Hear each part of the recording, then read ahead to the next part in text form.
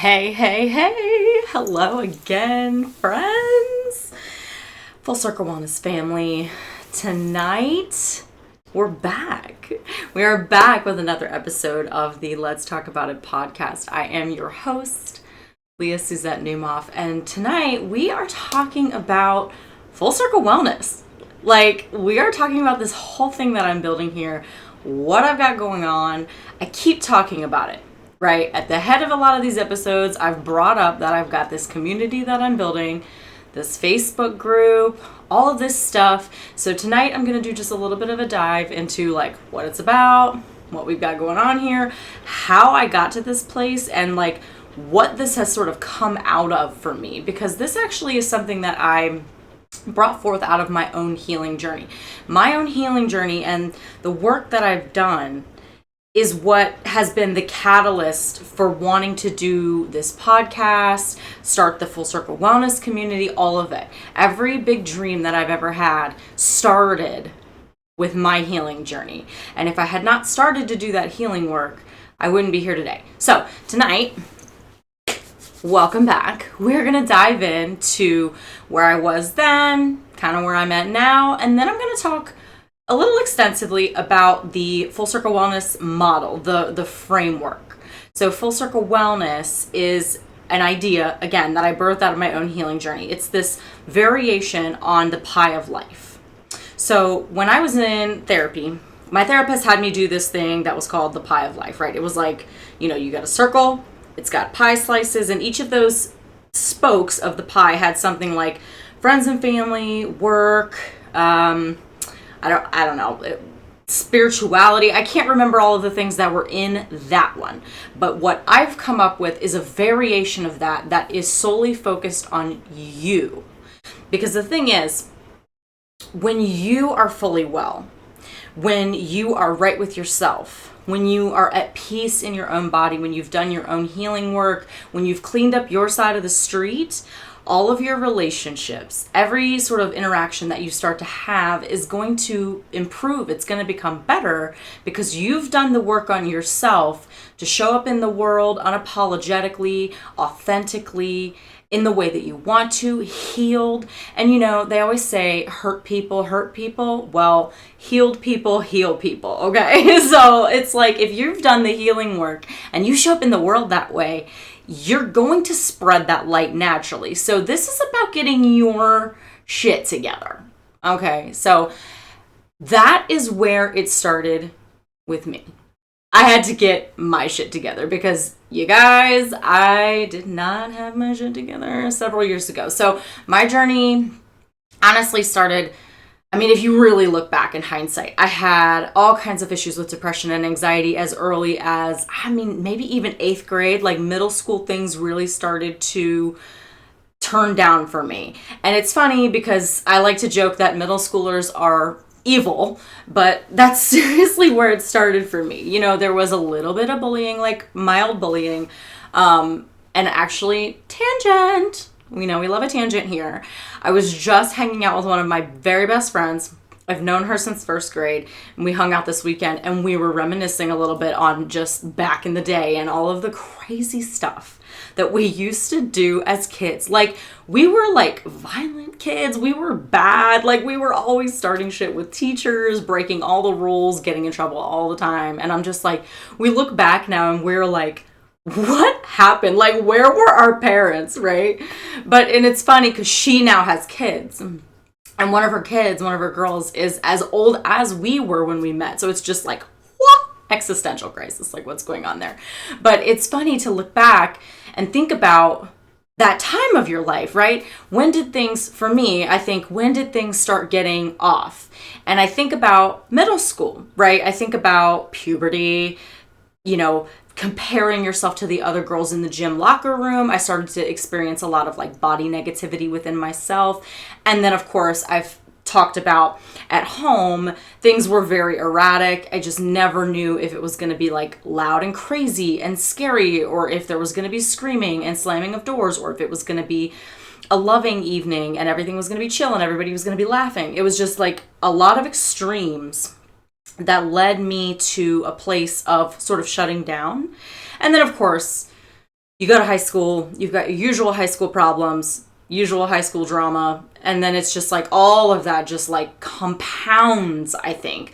Body image and fitting in versus belonging, and then all of that stuff is just I was stuck in survival mode. I don't know about you guys, but I had, like, if I look back, high school was a lot about like survival mode for me, whether I was trying to just squeeze myself in to some group, like try to fit in and just be with the crowd, or if it was just like, in my home life or with my family, just trying to feel like safe in my own body and just with myself.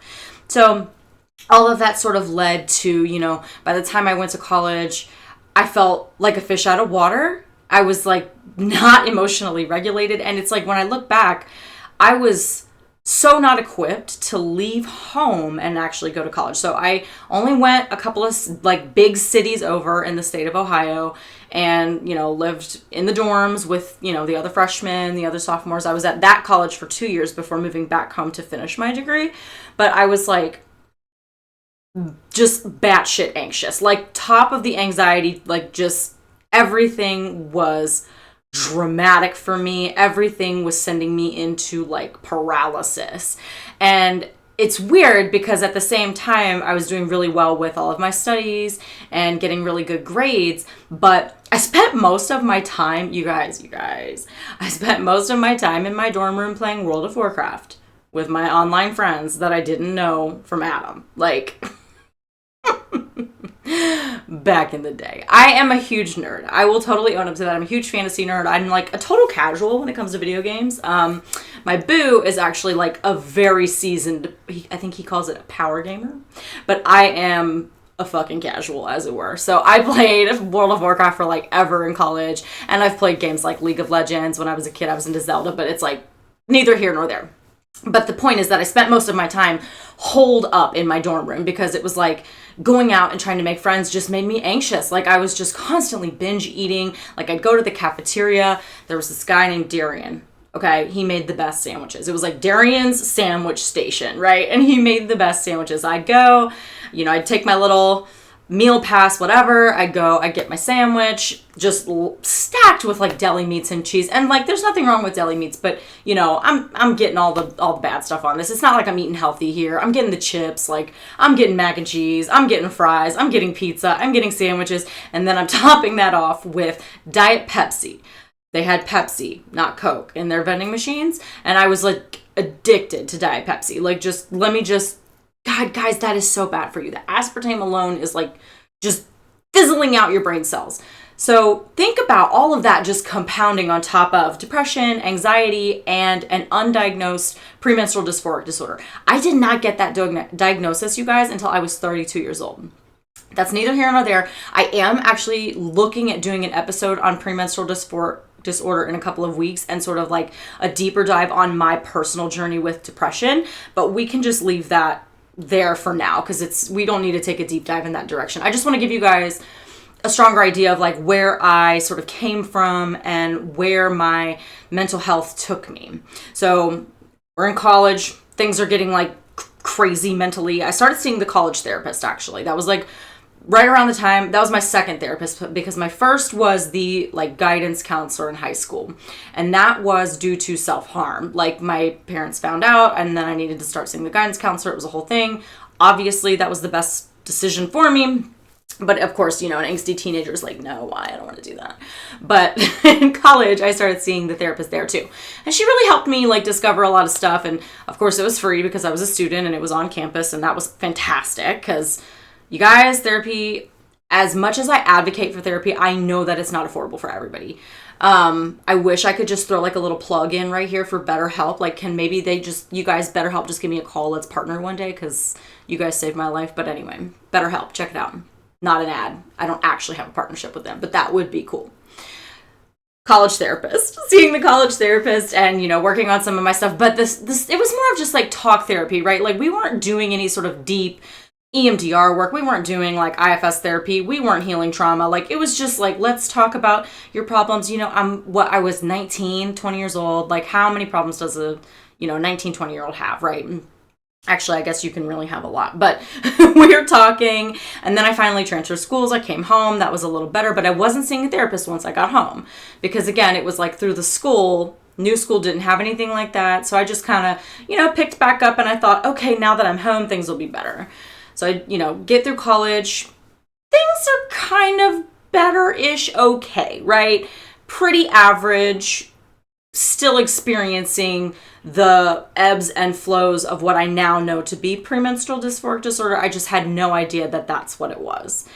So I graduate college, got my bachelor's, and then I could not find a job in the arts to save my life because, guys, as much as I love being an artist and I love the arts, it's just not an easy job. Like there's not a lot of jobs out there for that. You really got to either like pave your own way, you've got to search. And I did end up kind of paving my own way because while I had a bachelor's in fine arts and my major was like painting and I thought, okay, I'm going to be like a studio artist.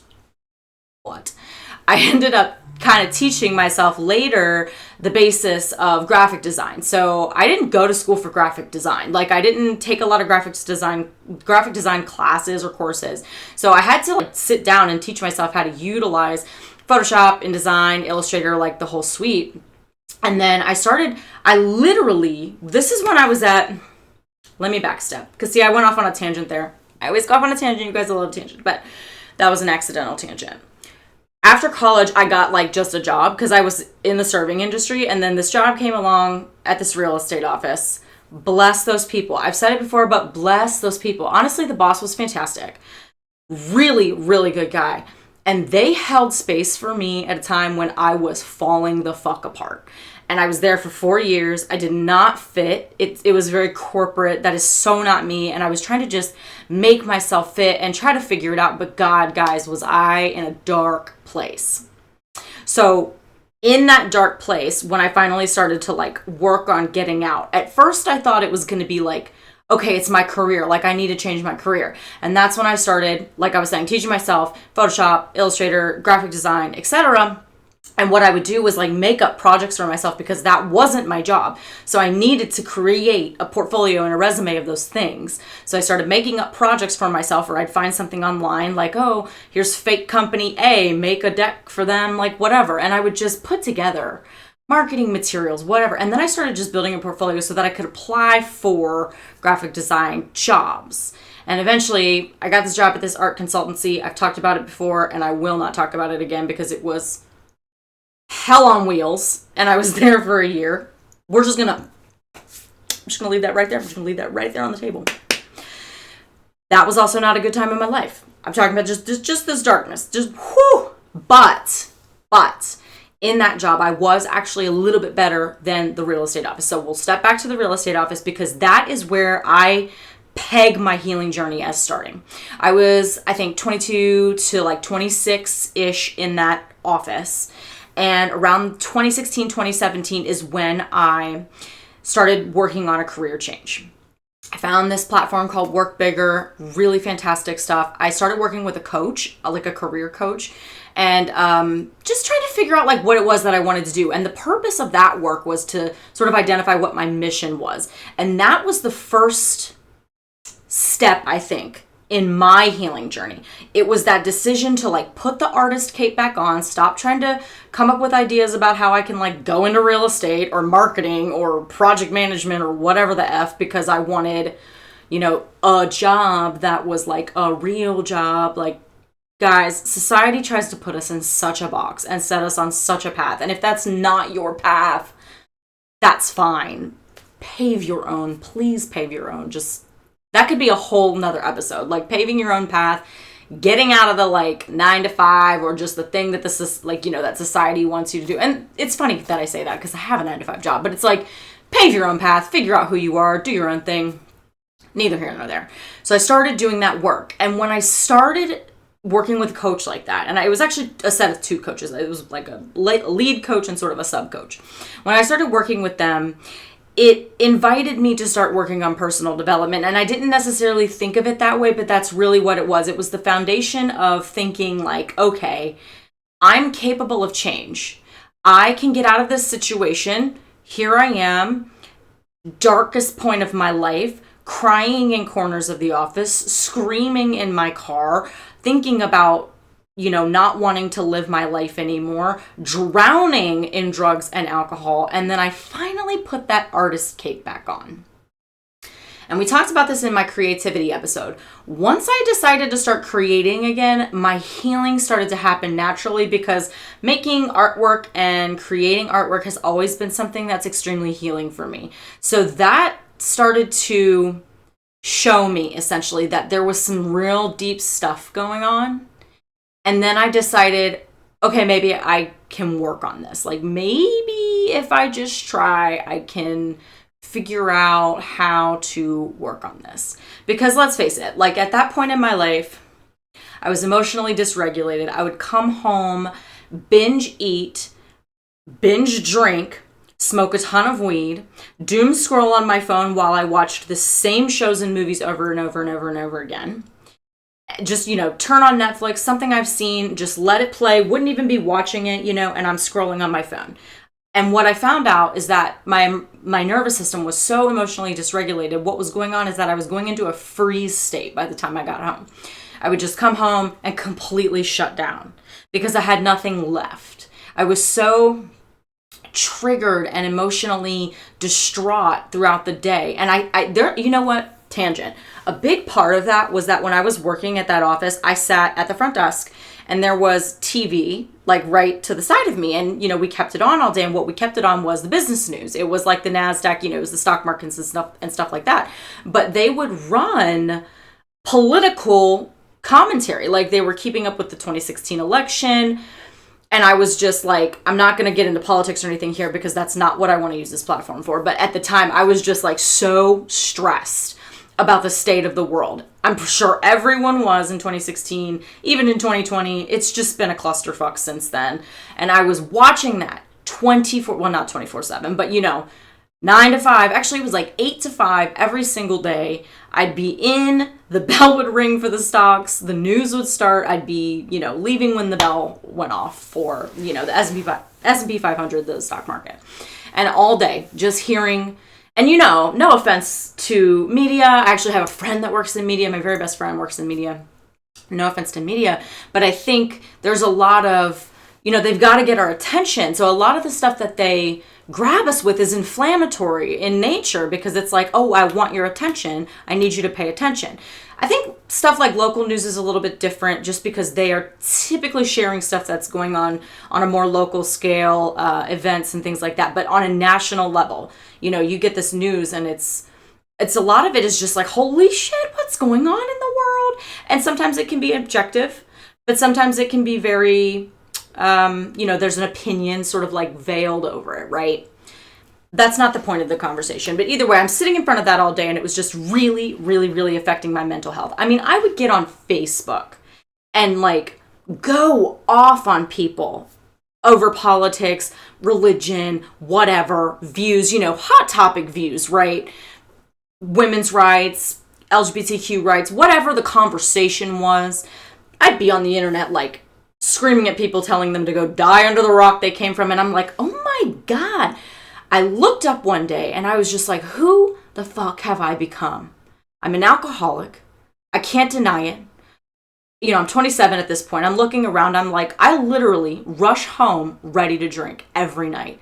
I pick up a 6-pack at the there's a gas station right here on my street. I rush in, grab a 6-pack. Ryan Guy's Truth was my absolute favorite, guys. I used to love an IPA. I'm all about the bitters. And I used to love an IPA. I loved a beer tasting. Beer, I just loved a beer. So I'd pick up a 6-pack, I'd come home, I'd crush one. Like just, finally the day's fucking over. And I would just crush a beer. And then, I'd start nursing another one, maybe start cooking some dinner, start doing the doom scroll. And next thing you know, I'm on my third. And then, I'd start smoking a little weed. Now I'm crossfaded. And this was like every night. And it wasn't until I stepped back and started doing some of that personal development work, reading some of the books that just started kind of like coming my way, that I realized, holy shit, what am I doing? Who have I become? I want to change this. And actually, yes, I can. It's going to take work. So that is kind of what got me on that healing journey. That's about the same time that I was like, okay, I think if I'm going to do this, I'm going to need a therapist. And of course, therapy is not cheap, guys. I've had several therapists. At one point when I was at that office, my boss actually, he knew kind of what was going on with my mental health, and he was, bless him, seriously, helped me by hooking me up with his therapist, paid for a couple of sessions for me, like through some employee program, which was great. It didn't really work out. I didn't really vibe with that therapist. That's totally normal. If you don't vibe with your therapist, please find another one. You are so not stuck with any therapist. I did end up finding one on my own that was like working with insurance, but it was still, paying kind of a lot of money. It was just really, really tough, really tight to afford. Finally got out of that office, moved on to the next job, stopped seeing that therapist because the next job, that one that we're not going to talk about, didn't have insurance at all. Part of the reason why it was not that great of a job. So I went, a year without any kind of insurance whatsoever, so I didn't have a therapist. And then I landed where I am now. Bless the people that I work for. Amazing small family company. And that's when I was like, okay, I've got the insurance, the funds, the time, the money to get back into therapy. And that's when I found BetterHelp. And I found BetterHelp actually from one of the podcasts, one of the sort of like personal development podcasts that I was listening to. They had, use our code and get a free week or 10% off or whatever it was. I don't remember what the deal was, but they had a code. So I was like, okay, I'm gonna try this. And actually I found my current therapist, love her to death. Hi, Sharon, you're the best. Through BetterHelp, and I always advocate for BetterHelp for people because it ended up being something that was super affordable for me because they do actually offer payment plans and deductions and all kinds of stuff. And some people I think can get their insurance to cover BetterHelp. But when I started doing work with this therapist, it was the first time that I went deep and started using modalities of therapy that I had never even heard of before. Stuff like the eye movement desensitization and reprocessing, revisiting trauma from my childhood, reprocessing it, feeling it deeply, weeping, like processing it, letting it completely move through me, and learning that in order to heal something, you have to feel it. You have to let it move through your body physically with somatic practices and let it go. And it's like, it takes time. That we would do EMDR in 45-minute sessions, right? And we would do, we did it for several weeks. That was like the whole appointment. We would sit there and we would do EMDR, briefly talk about any notes that I had from my journaling and my meditation, and then we would move on. And then when we finally I felt like I had released a lot of that stuff is when we finally started doing the internal family systems work. And I won't dive into that. It's a whole podcast episode on internal family systems, all of my parts. If you guys want to dive into that, head back a couple of episodes. I think it was episode 3. It seems to be a popular episode, so check it out. I think everybody liked that conversation, so I think maybe you'll like it if you go back and check it out. So that's who I was before. And after doing all of that work with the goal of healing my childhood trauma and finding inner peace, I looked up one day and it was like, oh my God, I'm at peace. I was like, I'm not angry anymore. I didn't just yell in traffic on my way to work. I don't feel like I want to not be here anymore. Like I felt lighter. And that's when I realized that I was in a safe enough place, taking well enough care of myself, that I wanted to start seeking a little more purpose in my work. And this is that work. So with that, I started coming up with Full Circle Wellness. I started looking back at all of the steps that I took, kind of like how things compounded on one another, how things stacked. What was like the first thing I did? What was the second thing I did? How could I turn this healing journey into a process or a blueprint or a framework that somebody else who feels stuck and distraught and they are just in a dark place and they want desperately to get out, can I create a framework or an idea of a blueprint that somebody else can take and follow? Because the thing is, in my journey, I leaned on other people's stories and their journeys. Books like Happy Days by Gabrielle Bernstein, Girl Stop Apologizing and Girl Wash Your Face by Rachel Hollis. Both of their podcasts, Mel Robbins' podcast, Jay Shetty's podcast, like all of these different books, The Big Leap by Gay Hendricks, like The Obstacle is the Way by Ryan Holiday, like Louise Hay's work. I started reading all of this stuff, and I started seeing like, oh, if they can do it, I can do it. And they're giving me their map, right? They're explaining, here's how I get through anxiety, depression. Here's how I work on goals and big dreams. Here's how I break down things to make it more manageable. Here's what I do to make life not feel so hard, to make life feel doable, to reach for happiness, to just be in peace. And honestly, I've talked about this before, particularly in my community, but Gabrielle Bernstein's work, you guys, she has been a leading spiritual teacher in my life. I love her work and the way she talks about advocating for yourself and finding faith over fear. Faith in anything, okay? Faith in whatever your idea of a higher power is. So all of that to say, each of those little things, and I've already kind of like touched on a lot of them, each of those little things are what became my full circle wellness model. So I looked first at, okay, with my journey, it started with the mind. Like it started with my mental health. But then in the midst of my journey, realized in order to support my mental health, I had to start taking care of my body. So now I'm like, okay, the mind and the body. Okay, the mind-body connection, great. But also in the process of working on my mind and working on my body, I discovered a source of spirit. And that's where I sort of started to develop this faith that I've never had before. This deep sense of spirituality and knowing that like I am like a part of something bigger. We all are. We're all just connected in this one whole grand thing. And if you want to call that God, the universe, whatever, I believe that we are all a part of that. And I started to feel that.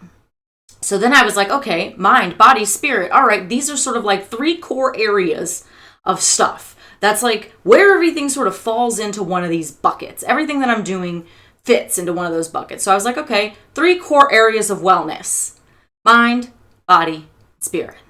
And if you go to the website, fcwcommunity.com, there is a resources tab where I have a bunch of resources within those 3 sections: mind, body, and spirit. But then I took that a step further because it wasn't just like, oh, I'm working on the mind, body, and spirit. It's like, what within each of those core areas am I actually doing? And that's where I came up with the idea of my own version of a pie of life and the 8 key factors of full circle wellness. Yes! Okay, so what are they? All right, I keep this, God, guys, this happens every time, I swear. I don't know if it's this room or what, but I get an itch always on this side. I'm not even nervous anymore. I would like to think that it's something psychosomatic, but I don't know. Maybe it's environmental. It doesn't matter. We'll leave it there. Number 1. Personal development. Personal development is a pie slice on the Full Circle Wellness Framework. The questions you ask yourself: what are you reading? What are you listening to? Are you listening to what podcasts? What kind of stuff are you consuming? Are you consuming documentaries or trash TV? Like, what are you doing to learn, grow, better yourself in terms of your mind? Like, what are you, again, it's really just about what are you reading, guys? Pick up a book. I hate to sound like your old 6th grade teacher, like, you gotta learn how, like, you gotta love reading, like, whatever. Pick up a book. I'm serious. Like, when I was a teenager and like a kid, God, I didn't want to do any of my reading assignments. And now I am like a voracious reader. I'm in the middle of reading like 3 different books at once. I'm reading this book called On Purpose. I'm reading The Body Keeps the Score. I'm reading Atomic Habits. I'm just like, okay. And then I just like, I'll finish one and another. Because a lot of the times the books that I'm reading, they'll have a lot of like, I don't want to say like assignments, but it's like, you know, you go through and it's like, okay, here's something for you to journal on, or here's something for you to fill out, or here's something for you to apply to your life before you move on to the next chapter. So there's a lot of like, okay, I gotta, you know, pause here, put this down, try something, etc. So always in the midst of like more than one book at once. So personal development, it's like the umbrella term for the whole Full Circle Wellness model. Because quite frankly, everything within the model falls under the idea of personal development. If you're working on any of the other factors, you are working on your personal development. Number 2, the second pie slice, I like to make this, these two kind of go together because the one is the umbrella, but the second, mental health, is the foundation.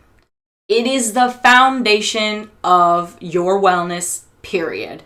That is what I learned in my path, my healing journey, that it was not until I did the deep work to heal the limiting beliefs that I was holding, the childhood traumas that were like literally hovering over me like a dark cloud. Because the thing about trauma is it settles into the body, it settles into the mind, and you keep repeating patterns from childhood until you like go in and deal with that shit.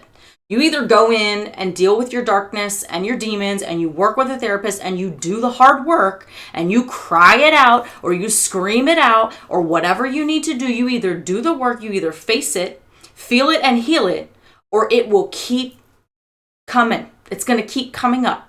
That pattern is going to keep repeating itself in your life until you deal with it. Mental health is the foundation.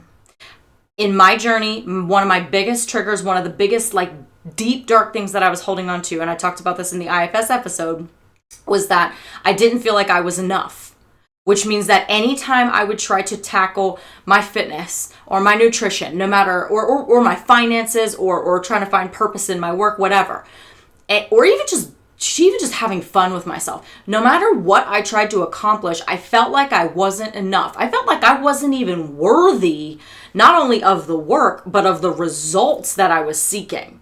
So it took me going in deep and doing that foundational mental health work, shattering those limiting beliefs, letting go of that trauma, clearing those clouds, facing those demons, doing that IFS therapy that I still do to this day. I still have a meditation practice. I still have a journaling practice. I do that stuff every day. It is part of taking care of my health.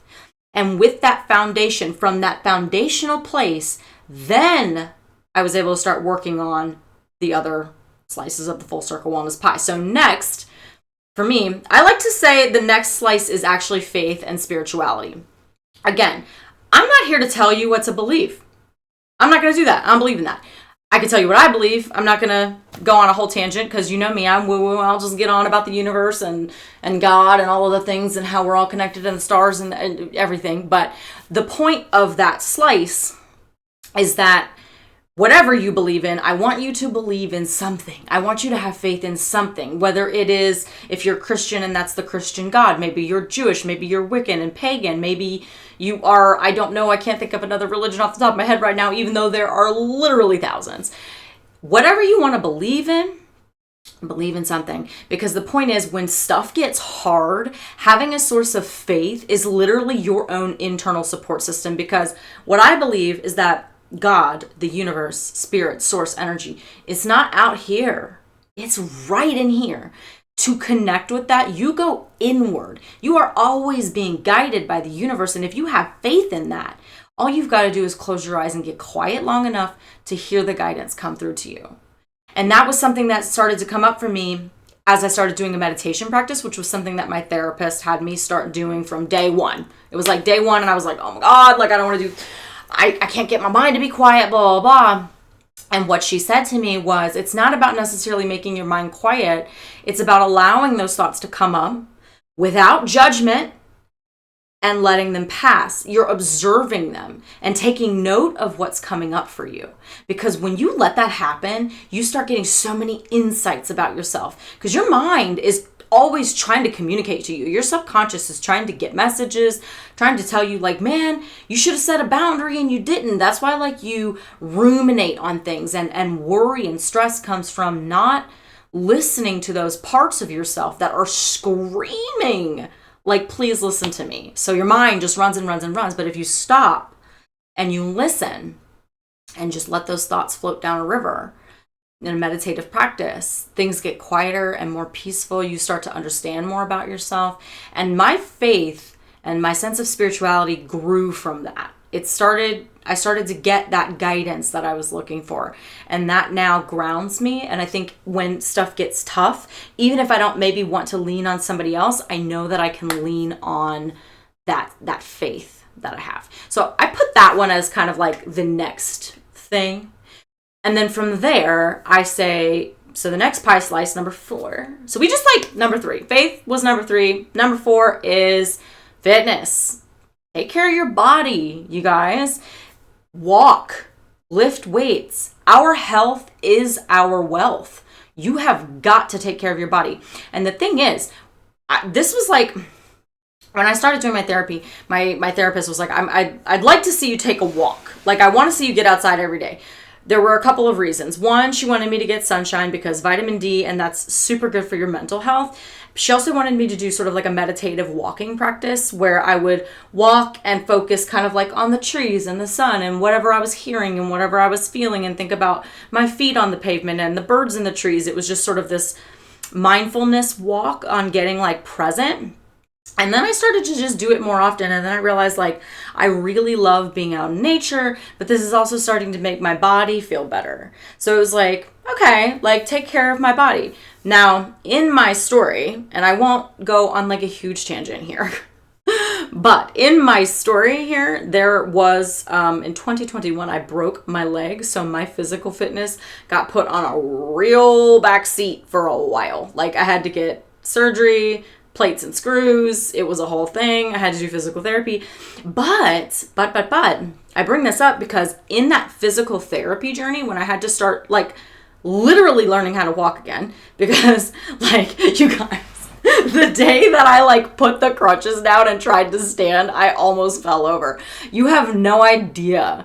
Or maybe you do. Maybe you've had this, maybe you've broken a bone, you have this experience, but you have no idea how fast your muscles atrophy when you do not use them. And like, I'm learning a lot recently, especially working with an actual fitness coach, how muscle is literally what supports so much of our body. Like, even our immune system is supported by muscle. And like, as we age, muscle keeps us mobile. It keeps us from feeling weak. Like, you don't have to be Arnold Schwarzenegger, right? But you need to train muscle, build muscle. I really wish my nose would stop itching. On. You've got to train your muscle. You've got to take care of your body. And here's the thing. I don't love weight training, but I do it because I need to. What I do love is cycling, and not on a bike because that's how I broke my leg. I am more of an indoor cyclist. Let's sit on a bike in the dark with music blasting, going nowhere except somewhere in here. So I am a super, super active cycling person, or spin. I guess some people call it spin, like you're spinning. But I go to a cycle bar studio. I'm absolutely obsessed with it. I would love to teach one day. I'm just like, I'm there like 4 or 5 nights a week. I'm obsessed. And that's what's important. Find something you love that you're actually gonna do.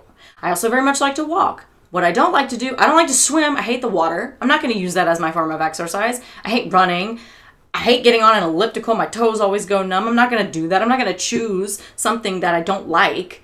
Choose something that you like. Maybe it's dance. Maybe it's something like a Zumba. Maybe it's cycling outside. Maybe it is running. Maybe it's trail running, marathon running, like whatever. Find something that you like that you'll actually do in a way to move your body in a fun way to take care of your physical health. There are so many benefits to your mental health in taking care of your physical health. Getting the heart rate up, serotonin, the endorphins, like it all supports it, particularly if you have something like depression or anxiety. Moving your body, clutch for any kind of like mood disorder like that, I promise you. So then, right in line with that, number 5 is nutrition. Take care of your nutrition. Don't eat shit, put good stuff in and you're gonna feel good.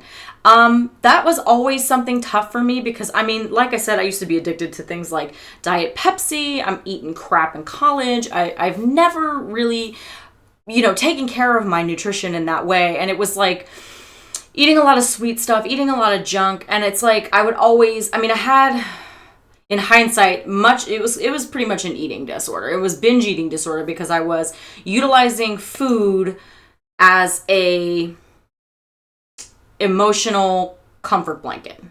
Anytime I would get stressed, I would come home and just like down some food. And it was always like, off of meal times. It was extremely fast, high amounts of calories, like no binge or no purge, but just the binge, like just diving into that binge and doing healing work, trauma work is how I got away from that, because that was an emotional issue. That was not something I was going to white knuckle or, pick a salad with sheer willpower. And it's not even about picking salad.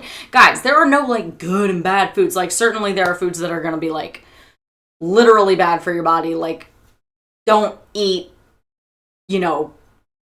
okay, like canola oil, carrageenan. There are stuff, there's additives, there's all kinds of stuff and shit in our food that is literally like going to cause like cancers or disease and things like that.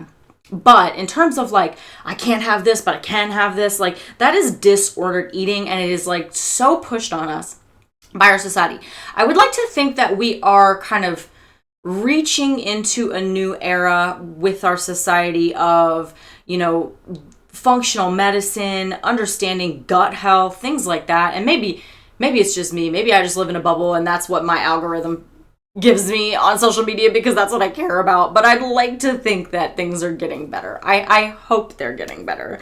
So it's just about thinking how nutrition is meant to fuel physical activity, right? Like carbs give us energy, they fuel our activity. You know, protein feeds our muscle, makes us stronger, and, you know, fats keep us fuller longer. So there is like finding that balance. With me, like I work with my coach and I count macros, like I do a whole macro concept, and that's based on lifting weights 2 to 3 days a week and cycling like 4 to 5 nights a week and walking a lot in between there because I've got dogs, gotta walk my doggies. We're gonna walk doggies after this, actually, even though it's like totally late, we're still gonna walk the dogs. We actually, tangent, we walk our doggies late anyway because our baby girl, one of our baby girls, Ella, is like a totally anxious dog. She was born into COVID, so we never got to socialize her. She can be so tough, but we've done so much. We've done medication, we've tried all kinds of training, all kinds of things, and she's still just like an anxious girl. So we like to take her when there's going to be like way less stimulus. But anyway, so we're always walking like into the evening, but taking care of your nutrition. And then I think something that showed up for me that is incredibly important, I think, is looking at nutrition as medicine, food as medicine. Good food is medicine for your body. I'm even learning more about this, like more and more about this every day. So when I did get my PMDD diagnosis, something that I discovered was seed cycling, where you incorporate different seeds at different times of your cycle to help regulate your hormones. And it's escaping me right at the moment, but it's a combination of sesame seeds, sunflower seeds, flax seeds, and pumpkin seeds. 2 of them go with your follicular phase, and the other 2 go with luteal. And then when I started incorporating that, I did notice a little bit of improvement with my cycle and with having premenstrual dysphoric disorder. Another thing that's helped me big time with that was taking saffron. Like literally the spice saffron. Major benefits to your mental health. I'm serious. Like that has improved my mood like you would not believe. Stuff like, I take supplements like fish oil, you know, for those omega-3s. Having that is amazing support for your brain. Thinking about, you know, fruits and vegetables that have great antioxidants in them. I stack a smoothie like very specifically with spinach and blueberries and like a mixed nut butter because of the nutritious properties of that and what that's going to do for my brain and my body. Not because I necessarily love all of those things. I do love blueberries though, guys. Blueberries, strawberries. Ooh, I love a berry. But all of that stuff is going to support my mind. It's going to support my body. It's going to keep me, you know, full throughout the morning. Like it's looking at nutrition as fuel and as medicine. Especially with like teas. Guys, I'll go on a tangent. Maybe we'll do an episode one day. I'll go on a tangent about herbalism. Like using stuff like apple cider vinegar and lemongrass and dandelion and lavender and chamomile and using that stuff to heal your body and like detox your liver and all kinds of stuff. Food is medicine. And it was something that I learned, and now it's like, I'm never going to go back from that. That's something that's like, it's ingrained in me now. That's a mindset shift that I made. Okay, so number six is me scratching my nose again and again and again and again and again. Oh my gosh, I don't understand. Okay, joy and leisure is another slice of the full circle wellness pie. Why? Because when you take time to have fun for the sake of having fun, you are entertaining your inner child, you are having a good time with yourself, you're learning to enjoy your own company. And again, this is all about cleaning up your side of the street, learning to love yourself, take care of yourself, find worth and value in yourself. And when you take time to lean into a hobby that you like, just for the sake of it, not to make it a side hustle or turn it into a business, but just because you like it, that sends the message to yourself that you're worth that. You're worth that time. You're worth that moment of peace. You're worth having that little bit of fun. And fun can also be, having, spending time with your friends and your family, going and getting dinner, stuff like that. It's like, take time to have fun for the sake of having fun because you deserve it. Not every moment of your day needs to be optimized for something, I think we live in a society today where everything is all about optimization, and we've got parents with building their kids' resumes from the time they're 6, and it's like, just let people have fun for the sake of having fun. It's so important for your spirit and your soul. That's that spirit piece. Have fun to feed your spirit, right? Okay. Number 7 is purpose and work. So like I kind of talked about, once you really start filling your cup, because that's what this is. You're cleaning up your side of the street. You are taking care of yourself. You are filling your cup. You're doing all these actions that are making you feel worthy and valuable. And when you get to that place, like I said, kind of in my story, you start to feel like, oh my God, I want to give this back to somebody, whether it's in the form of doing something like I'm doing, where I'm literally giving it back, right? Like I'm trying to, here's the framework, here's how I got here. Like that's what I'm putting back out into the world. It doesn't have to be that. Maybe it's something else. Maybe, you get, your cup gets full and then you realize that you actually want to go be an engineer or an architect or, I don't know, a doctor or something, or whatever, a therapist. Like, you get into doing something like that. Or maybe you're finally like, oh, I want to be an artist. And you lean more deeply into your artwork and you start actually trying to sell that, show it in galleries, like stuff like that. Or a singer or a writer or like whatever it is. When you get your cup full, it's so much easier for you to pour back into the cups of others and give your gifts to the world. Because I think, and this is me getting a little woo-woo and going back on that faith here, I totally believe that that's what we're here for. We're here to discover what our gift is, and then our purpose is to give it back. Just to give it back to the world. Okay, and then number 8, as I scratch my nose one more time, it's like, I feel like as I'm speaking, I'm getting like a little, it's like vibrating my fucking nose hairs. Like, I don't know what's going on. It's making it tickle and then it itches. Thanks for bearing with me through that weirdness, you guys. You're gonna see me just... So, number 8, the last pie slice. And this is like the cherry on top of the cake. It's finances. Why did I put finances in here? Because for the longest time, my finances were fucked. I had debt up to here, and I'm talking credit card debt, guys, like high interest credit card debt. I do still have student loan debt. That's not going anywhere. I'm sure if you're watching this, 50% chance you've got student loan debt too, and it's probably not going anywhere either. But I had just like high interest credit card debt, and it would literally keep me up at night. Guys, like I could not sleep. I would think about the number in my bank account, and like my breath would catch in my chest and my heart would start to palpitate, and I would be like, oh my God, my life is over. Like, it is so anxiety inducing. And when you have bills stacking up and you have, stuff that's due, and you're just like, oh my God, where's the money going to come from? And you're working all these long hours, and it's just like, what are you going to do? I learned in my process and in all doing all of this and the personal development, once I finally dealt with the sort of underlying beliefs that I had around money, because I definitely had a scarcity mindset. And it still permeates, like it still trickles in. It's still something that I deal with regularly, that I actively sort of like am working on that neural pathway and trying to just relearn how to think about money and abundance. I'm much further along than I was. And I always recommend the book, You Are a Badass at Making Money by Jen Sincero. That's what got me there. That got me in the mindset, right? So then once I got the mindset, I started taking care of the tactics. I could not take care of the tactics until I got the mindset right, because I had such a bad mindset around money that attempting to take care of the tactics would actually just shut me down. It would get me anxious. It would send me into a very triggered place where I could no longer focus on the task at hand. Like the idea of budgeting and numbers and all that stuff, it made me feel like I was being caged or restricted or like I'd done something wrong. It was a lot of negativity. And until I dealt with these sort of mental health issues underneath that, I could not actually tackle the tactics of budgeting, saving, sinking funds, high yield savings accounts, like, Roth IRAs and saving for retirement and like the whole thing, right?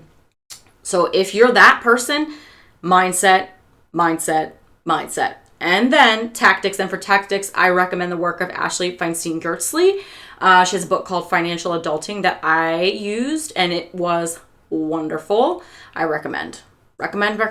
She's a great woman. So when you finally get to that place, I say that's the cherry on top of the cake, because when your financial ducks are in a row, it just gives you this peace of mind, and it allows you to, for instance, with joy and leisure, when you've got money, you can lean into the hobbies that you want to lean into. You can buy better foods if you want to get like fresh, organic, fancy food or something of that nature. Although I will say, what I've learned over time is that stuff like fresh fruits and vegetables, fresh meats, all of that is ultimately cheaper. And like cooking and meal prepping is way cheaper than buying processed stuff, eating out, or just stuff that's like in the middle aisles, right? Like the stuff that's in boxes, TV dinners, anything that's like sort of pre-made is going to be way more expensive than you just buying like some chicken and some apples and some lettuce and like making a meal, right?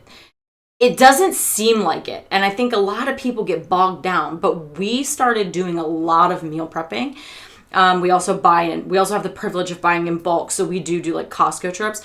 But when we do that, we can like freeze meats, things like that. And I'm religious on my meal prepping. Like every Sunday, sometimes Saturday, I get, breakfast, lunch, dinner. I get it all made and ready for my week because it saves me time, energy, and it saves me money.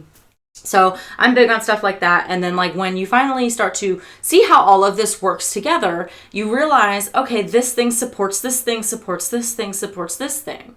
Like we were talking about. And then it's like, holy crap. You look up and you're like, my life is going well. And that's the goal, right? That's the goal. And there's always going to be, here's the thing, guys. There's always going to be something that comes up. Life is always going to shake you. There's always going to be something that comes in, like a storm that rolls through. But the point with Full Circle Wellness is to build up your self-care and your sense of faith and make that so strong that when the storm comes through, the bows aren't breaking or whatever. Like I'm trying to make a metaphor here and it's not really working. Bear with me. The idea is that like you are so set in your like routines and how you take care of yourself and your sense of self-worth and again your faith, like your self-care, that when shit hits the fan, you're good. Like you can stand strong in that. You're not going to shut down. You're not going to go into a freeze state. You know how to handle it now. And even if it is triggering, you even know how to handle that because now you've got meditation, journaling, somatic practices, breath work. Like you've got the tools. That's what this is all about for me. Giving you the tools that I have learned, the things that have helped me build my foundation and keep myself well so that when the shit hits the fan and I need to come back to myself, I've got tools. And I want to give you those tools. And again, I talk a lot about how this is all about mindset. Recognizing that, you need a growth mindset, right? I did a whole episode on this. My very first episode of the podcast actually is a mindset episode. We talked about that, growth mindset. Understanding that you're not stuck. You are capable of change. You just have to want to be capable of change. Recognizing that if you're going to make change, it's a journey. It's a process. It takes consistent action day in and day out. It takes time, settling into that journey and recognizing that the journey is what is meant to be achieved. It's not about the destination. It's about the day-to-day. It's about the things you learn along the way, right? So important to make that distinction and that shift. And then the idea that like, if you're going to change, you got to let the old version of yourself go.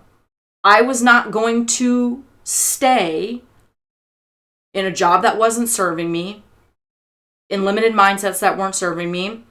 I wasn't going to continue to drink. I did eventually get sober. Like I had to literally let that old version of me go to become the version of me that you see today.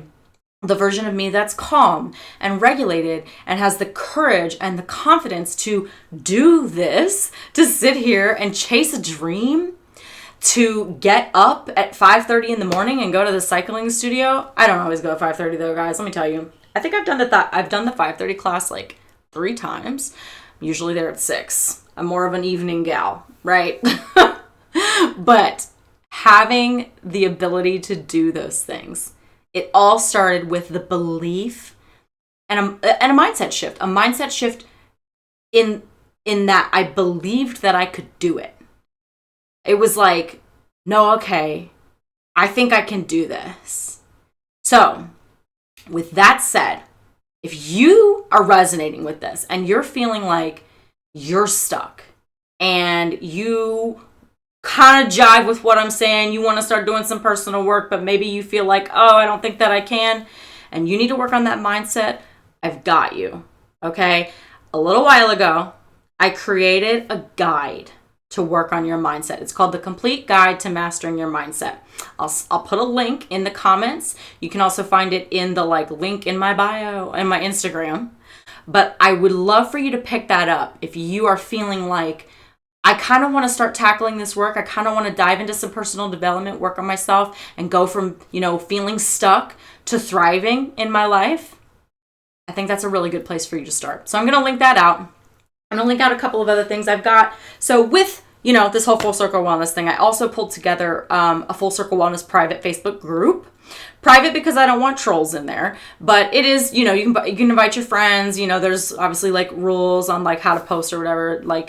I didn't make it too restrictive, but I just really wanted to make sure no trolls were going to show up and shit in everybody's business. But it's just a community of anybody who is also on some kind of health and wellness journey, some kind of healing journey. I'll link that out. Definitely check that out. Definitely join us. I'm always in there with tons of resources, guys, every week on the topic. So this week's topic is Full Circle Wellness. So I'm sharing a lot of stuff about this week, but I also get in there and I'll share articles, I'll share podcast episodes that I've run across, books, recipes, anything that I have found, utilized, and find helpful in my healing journey, I'm sharing it with you. And it's always going to hit that group, and I think people are liking it, so definitely check it out. And then coming up in the future, I'm just going to be working on doing some stuff like live workshops. I'm going to be building a course. I'm going to continue to show up here for Let's Talk About It and do episodes on big topics and just have big talks with you guys, because this is what I'm loving.